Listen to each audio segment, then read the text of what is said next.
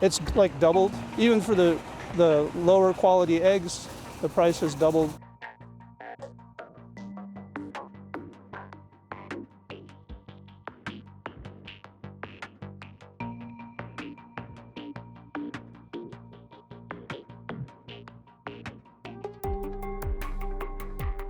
In this current outbreak, there have been approximately 58 million birds affected. With the decrease in supply, it just stands to reason that there might be some increases in pricing.